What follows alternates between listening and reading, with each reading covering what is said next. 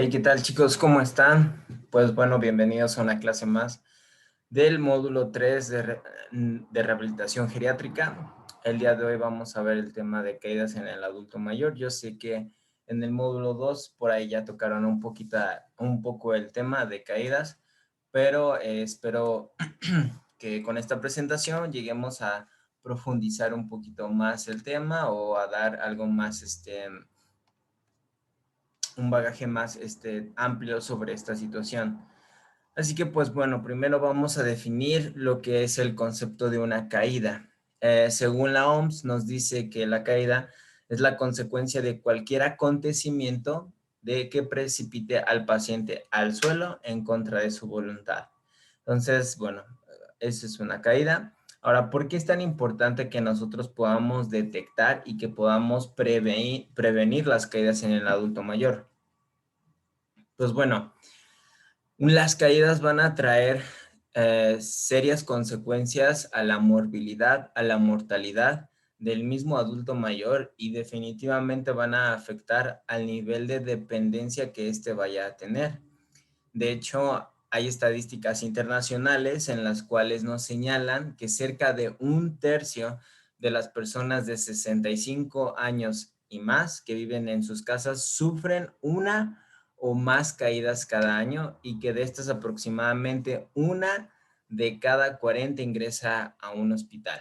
Así que sin duda alguna estas cifras son alarmantes. Bueno, no son cifras tan alarmantes, pero son cifras que uno debe de tener en bastante consideración. Pues el hecho de que el adulto mayor ya entre o ingrese a un hospital, sabemos que a su vez va a llevar ciertas consecuencias el ingreso al hospital. Así que pues bueno, nosotros vamos a tratar de impedir de que se llegue a esos puntos, ¿no? Por eso buscamos el prevenir la caída. Ahora, conforme aumenta la edad, van a ir aumentando las caídas. Digo, esta no es una gráfica que representa como con precisión lo que se dice, pero la idea de la gráfica que puse es para que vean, solamente recordemos que a mayor edad, mayor riesgo de padecer alguna caída. La incidencia anual, según alguna encuesta, nos dice que se incrementa conforme a la edad. Entre los adultos mayores jóvenes que oscilan entre 65 y 70 años, la prevalencia es de apenas el 25%, mientras que puede aumentar en 35 a 45% en edades avanzadas de 80 a 85 años, lo cual lo convierte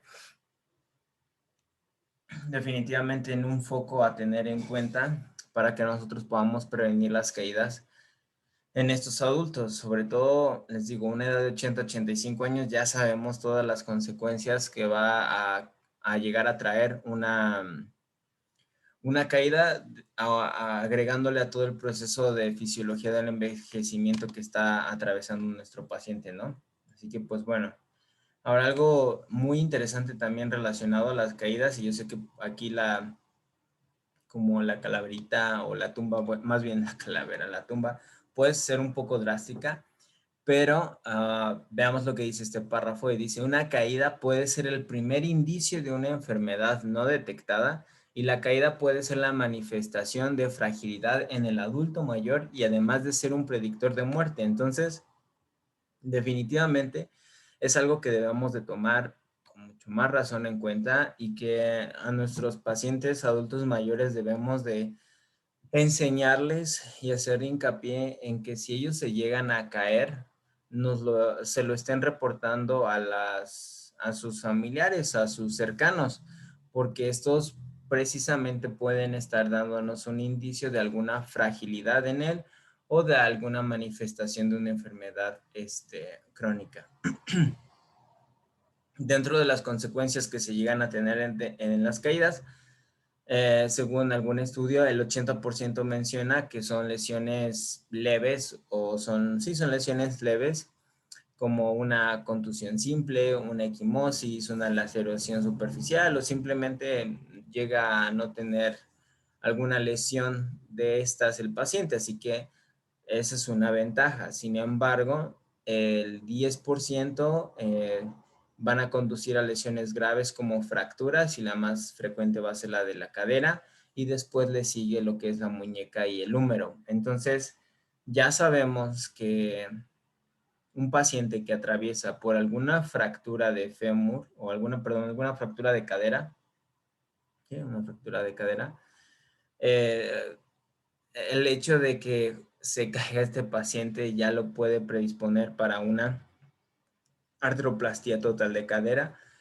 y en este caso eso implica un proceso de rehabilitación muy largo, implica un proceso en el cual el paciente puede entrar en un factor de, eh, hablando psicológicamente, desesperación, depresión, ansiedad, va a sentirse eh, más dependiente de los demás, es una sensación que el adulto mayor no le gusta sentir y por obvias razones. Así que bueno, ¿qué más razones queremos para prevenir las caídas en nuestros adultos mayores que el evitar alguna fractura de cadera y esto que nos lleve y que esta fractura nos lleve a considerar una artroplastia total de cadera? De igual manera, dentro de las consecuencias, estamos, como ustedes alcanzan a ver aquí en las diapositivas, primero el significado que tiene para el paciente, ¿no? O sea, yo sé que acabamos de hablar de algunas consecuencias físicas, de algunas biológicas, pero a nivel psicológico, dentro de estas consecuencias va a ser que el paciente se siente desconfiado, va a haber una sensación de pérdida de la autonomía y va a tener una sensación de inutilidad. El hecho de sentirse de esta manera puede predisponerlo a estar irritable, puede predisponerlo a la depresión, puede predisponerlo a la ansiedad, a las aprensiones. Entonces, todos estos factores psicológicos se van sumando para que justamente, a pesar de haber sido una caída, termine afectando más de lo que uno llega a pensar. Cuando un paciente adulto mayor cae por primera vez, el 50% de los pacientes llegan a tener miedo de volver a caer. Entonces, esto es importante a tomar en cuenta. ¿Por qué? Porque si los pacientes tienen miedo, pueden desarrollar una kinesiofobia que después puede, digamos, como llegar a ser un síndrome post-caída.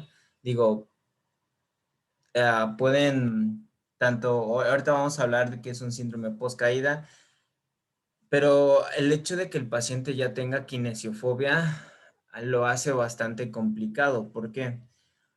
Supongamos que tenemos a 10 pacientes geriátricos que se están interesados en un programa de prevención de caídas, el cual tú estás dando. Pues resulta que de ellos 5 tienen kinesiofobia. Entonces tú les estás enseñando a caer, les estás enseñando cómo levantarse después de una caída, etcétera, etcétera. Pero ellos tienen miedo justamente a que algún movimiento que ellos realicen los vaya a lesionar. A pesar de que sea muy seguro el ambiente que tú estás tomando, ellos tienen miedo. Entonces, esto definitivamente va a ser un obstáculo para la intervención fisioterapéutica y tendríamos que generar tenemos que tener muy buena comunicación y poder estar tratando de ir quitando estos paradigmas que tienen los pacientes, que obviamente los pacientes geriátricos es muy complicado el hacerles cambiar de opinión. Algunos, bueno, la mayoría, ¿no? O sea, y este es un gran reto al cual nos enfrentamos porque el paciente va a pensar es que me voy a caer, tú le estás diciendo y diciendo es que no se va a caer, con el programa que estamos haciendo no se va a lesionar, pero él piensa, no, es que yo me voy a lesionar con ese ejercicio por este y por el otro. Entonces, a lidiar con este tipo de pacientes definitivamente es complicado, pero tenemos que hacerlo. Así que cuando ustedes se enfrenten a un paciente que sea complicado el poder hacer este cambio de paradigma en ellos, debemos de ser muy pacientes y saber las estrategias, implementar unas estrategias las que ustedes puedan, una estrategia que sea específica para el paciente, para que de esa manera pueda ir bajando esa kinesiofobia y totalmente desapareciendo, ¿no?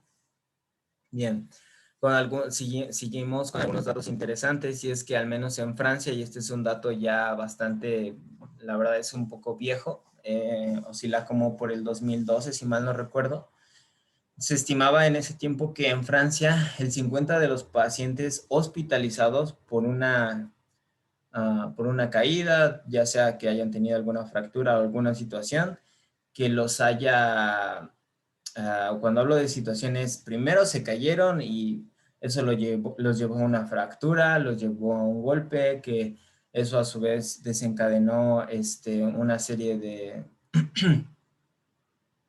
situaciones que lo llevaron a estar hospitalizado. Entonces, bueno, se estima que el 50% de los pacientes hospitalizados en Francia por caídas mueren al año. 50% de los pacientes hospitalizados por caídas mueren al año, lo cual es un gran índice. En este contexto, la fractura de cadera por caída es una urgencia traumatológica a tratar dentro de las primeras 72 horas, seguida por una rehabilitación activa. Es una urgencia traumatológica porque si se extiende el tiempo en el que es tratado el paciente, sabemos que pueden haber complicaciones y eso es algo que no deseamos por la misma fisiología del envejecimiento por el cual está atravesando el paciente. Definitivamente necesitamos tratar esa fractura de cadera lo más pronto posible e iniciar lo más pronto posible la rehabilitación. Si es posible al siguiente día, mejor. Obviamente con sus diferentes contextos y situaciones y demás, ¿no? Pero hay que tratar de hacerlo al siguiente día de la cirugía. Ahora, consecuencias de las caídas también tenemos a lo que se llama el síndrome post-caída. Y en este síndrome post-caída, esto es una verdadera fobia a caerse. Y como les estaba mencionando anteriormente, va a tener ciertas limitaciones. Bueno, puede provocar una limitación a la realización de actividades de la vida diaria, como levantarse, caminar, ir al interior de la casa, caminar dentro de la casa, caminar fuera de la casa, le va a dar mucho miedo. Y algo muy curioso es que cuando una persona adulto mayor se cae, no es reportado de manera espontánea, es decir, si el adulto mayor nadie lo ve y este se llega a caer, cuando se encuentra con un familiar, no es lo primero que le dice, oye, me caí, sino todo lo contrario, se lo guarda. De hecho, va a hacer lo posible por completamente guardárselo hasta que llegue de repente una situación en donde esporádicamente lo suelte, ¿no? Ay, el día de ayer me caí o hace una semana me caí. ¿Por qué es tarde en reportar esto? Pues porque es una vergüenza para el paciente, porque va a haber alguna consecuencia, bueno, o sea, él piensa que ya empieza a entrar con ya empieza a sentir esta sensación de inutilidad que habíamos hablado anteriormente. Así que pues el paciente definitivamente no lo va a querer estar reportando inmediatamente, pero es importante que dentro de nuestra educación para el adulto mayor le estemos diciendo la primera vez que se caiga y usted tiene que reportarlo. Ahora, ¿cuáles son factores de riesgo para desencadenar una caída? Estos son factores de riesgo generales. Si se es del género femenino, si se es mayor a 75 años de edad, si están consumiendo más de 3 medicamentos al día, aquellos adultos mayores que posean una dependencia mayor para las actividades de la vida diaria, ya sea por alguna enfermedad que ellos lleguen a tener o alguna patología subyacente, si tienen problemas perdón, si tienen problemas visuales o problemas auditivos, también va a ser un factor de riesgo. Y aquellos que no estén satisfechos en una situación de residencia, curiosamente, ¿no? O sea, me llama mucho la atención cómo la satisfacción del adulto mayor dentro de la residencia, ya sea dentro de su propia casa o ya sea que esté en una casa hogar, en un asilo de ancianos, puede ser un factor para desencadenar alguna caída. Ahora, tenemos otros factores de riesgos importantes a tomar en cuenta y dentro de ellos se encuentran los factores de riesgo físicos o del medio ambiente.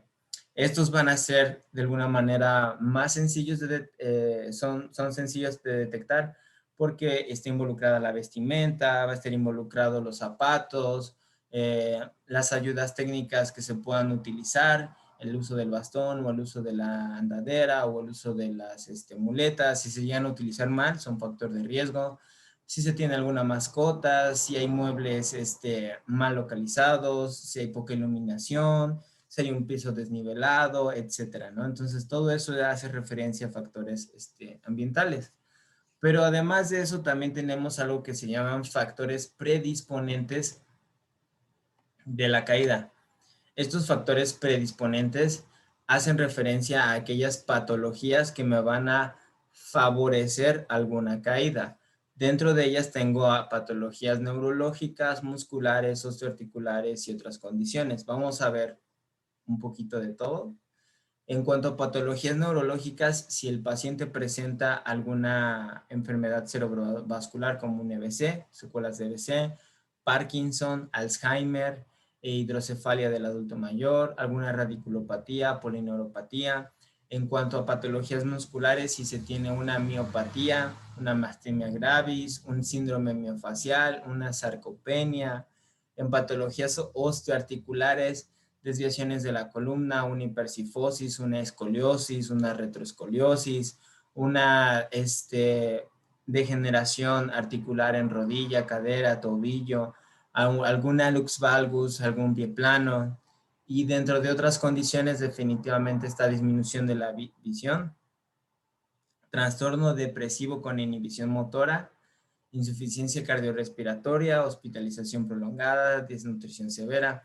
Como ustedes se dan cuenta, son varios factores de riesgo que pueden desencadenar una caída. Continuando con ellos, vamos ahora a tener a los factores intrínsecos precipitantes de las caídas. Son aquellos factores que van a producir alguna pérdida del conocimiento y que por ende me van a generar alguna caída.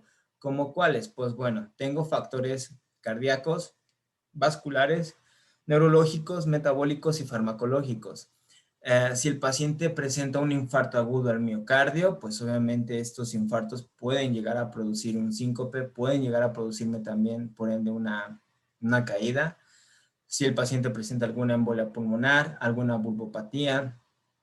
En cuanto a los vasculares, una hipotensión ortostática, muy importante tomar en cuenta. El hecho de que los pacientes se paren muy rápido de cúbito supino a sedestación o de cúbito supino a bipedestación es un factor para que justamente dé una hipotensión ortostática y pues ya, bye.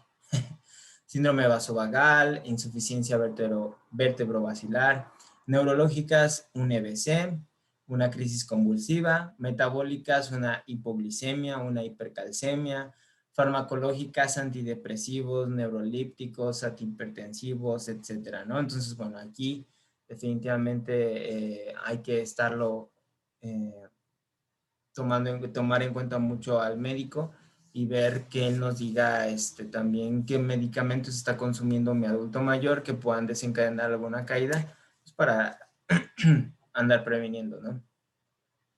Pues bueno, ¿qué cambios asociados al envejecimiento predisponen a alguna caída? Van a ser esto que vamos a ver es muy similar a factores de riesgo, solamente que ahora vamos a hablar un poco sobre desde el punto de vista de fisiología del envejecimiento. Desde la fisiología del envejecimiento, el hecho de que el paciente ya presente una disminución tanto auditiva como visual, esto ya me va a predisponer a alguna caída. Una reducción de la circulación sanguínea y de la conducción nerviosa del oído interno, el enlentecimiento de los reflejos, alguna sarcopenia, atrofias musculares, atrofias de los tejidos blandos, ligamentos, tendones, cápsulas articulares, degeneraciones articulares, disminución de la sensibilidad propioceptiva. Todos estos van a ser factores, cambios propios del envejecimiento, como lo hemos visto en clase en el primer módulo, pero que terminan desencadenando alguna caída Así que cada uno de esto, a pesar de que es como, de repente uno lo lee y dice, pues sí, claro, es muy obvio, pero hay que tomarlo en cuenta. Siempre hay que estar al pendiente de todas estas situaciones. Ah, perdón, creo que me salté, ahí está. Ahora, esto se me hace bastante interesante y es que, ¿cuáles son las modificaciones que se llegan a producir en el aparato locomotor en los adultos mayores que que predisponen a las caídas? Es decir, estas modificaciones, el adulto mayor va a tener ya sea cuando él se cayó, pueda adoptar estas situaciones o estas modificaciones o alteraciones dentro del adulto mayor me van a favorecer alguna situación de la caída. En cuanto a la columna vertebral, el hecho de que haya un desplazamiento en el centro de gravedad. En esta imagen nosotros podemos observar cómo es que tenemos a nuestro adulto mayor y tiende a caminar con un centro de gravedad, bueno, desplazado exactamente, no quiero decir anteriorizado, pero se desplaza el centro de gravedad y en lugar de encontrarse en S1, S2 como debería, tiende a subir un poquito hacia la zona lumbar, baja, media, porque el cuerpo del paciente está inclinado. Entonces, esta inclinación hace que sea mucho más fácil el empujarlo y que sufra alguna caída. Esta posición que él llega a optar puede llegar a ser previo a una caída, es decir, el paciente por alguna situación articular ya empieza a caminar así, o muscular, o en su defecto el paciente se cayó y empieza a caminar de esta manera como para tratar de prevenir su caída. En cuanto a la cadera, vamos a ver que existe una rigidez articular en posición viciosa, hay una disminución de la movilidad, hay una insuficiencia de los abductores y una dismetría por acortamiento. Ahora, estos como modificaciones que sufre el adulto mayor que predisponen a una caída, es importante tomarlas en cuenta porque dentro de nuestro tratamiento o de nuestra programación para la prevención de la caída, tenemos que ayudar a combatir, número uno, la rigidez articular a través de estiramientos. Si hay una insuficiencia de los abductores, pues yo voy a trabajar en el fortalecimiento de esos abductores. Si hay una dismetría, yo trabajo estas dismetrías. En cuanto a la rodilla, ¿cuáles son los cambios que me van a favorecer esta situación? Pues si hay una inestabilidad progresiva, ya sea porque hay una inestabilidad ligamentaria o hay alguna, perdón, hay alguna enfermedad patológica de la rodilla, tal vez alguna condromalacia, tal vez alguna degeneración articular que me esté ocasionando alguna inestabilidad progresiva. Si yo tengo disminución de la movilidad articular, si hay alguna claudicación, una insuficiencia neuromuscular, es decir, no hay una buena activación del cuádriceps y de los isquiotibiales, de los aductores. En cuanto al pie, curiosamente lo que son las atrofia de las células fibroadiposas del talón, aquí nosotros podemos llegar a ver del lado izquierdo una imagen en la cual, una resonancia magnética, en la cual quiero que observen pues el tejido adiposo, la almohadilla grasa de la planta del pie, en el cual se llega a ver pues bastante normal, ¿no? Pero del otro lado ya se alcanza a observar algo muy diferente, o sea, no, a pesar de que se encuentra esta almohadilla aparentemente, digamos, normal, sabemos que hay algún cambio, alguna alteración patológica, alguna alteración morfológica dentro de esta almohadilla de la grasa, así que una de ellas es la atrofia, ¿no? Rigidez en las articulaciones interóseas, va a haber atrofia muscular en el pie, en fin. Entonces, todos estos son factores que me van perdón, son modificaciones del aparato locomotor que me predisponen a una caída. Tomarlo en cuenta. Ahora, ¿cómo es que yo hago la valoración para detectar si mi paciente tiene un riesgo de caída? Esencialmente yo tengo 3 test muy fáciles para poder analizar el riesgo de caídas de mi paciente.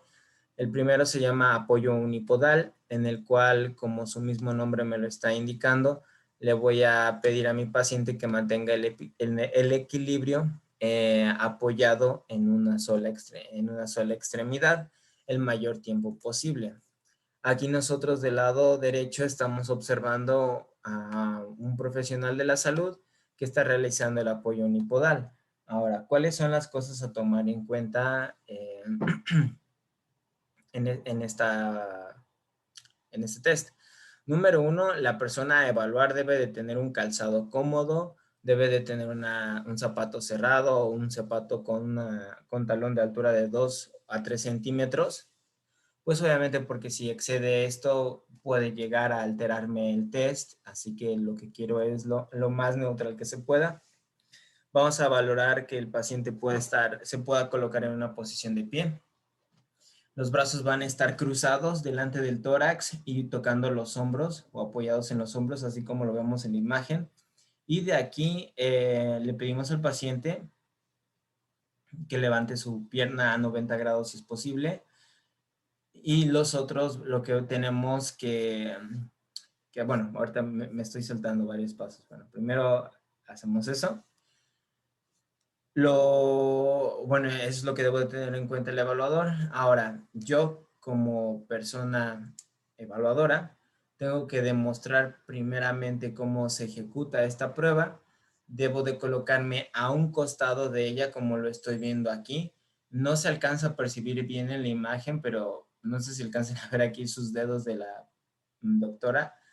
La idea no es apoyarnos o no es darle un soporte, sino simplemente estar al pendiente por si el paciente se llega a caer.